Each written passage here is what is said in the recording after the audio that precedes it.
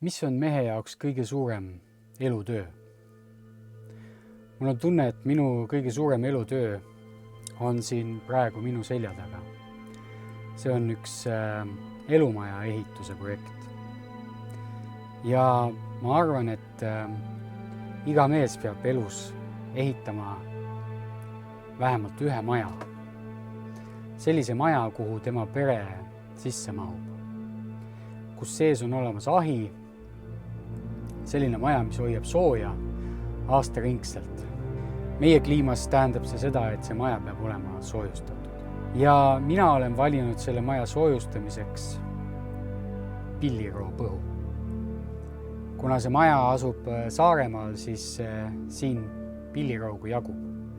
See on praktiline, ilmastikukindel, näriliste kindel ja iga aastaga taastuv mahe ehitusmaterjal, mida on puhas rõõm seina laduda.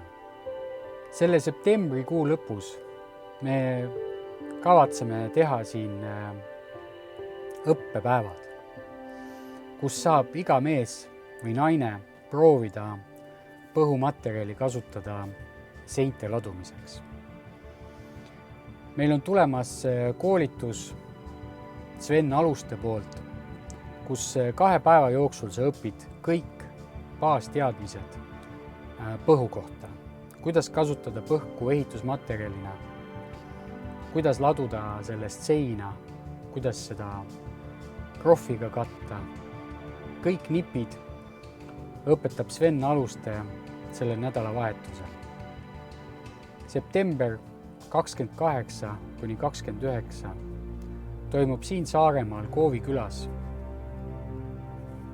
põhuehituse õppetalgud, kus saab osa võtta igaüks, kes tunneb huvi loodusliku ehituse vastu. Koha peal saab maitsta väliköögis valmistatud maatoitu, kaevust saab puhast joogivett, ööbida saab kas oma telgis või meie ühises suures glampingu telgis, mis on ahjuga köetav. Kaasa tuleb võtta märkmik ja kirjutusvahend, töökindad, omad toidunõud, soojad riided, hügieenivahendid ja hea tuju. Ootan sind Saaremaale Koovi külla Tagavälja taluhoovile 28-29 september 2024, et üheskoos teha see maja soojaks ja õppida, kuidas seda väärtuslikku materjali efektiivselt ära kasutada.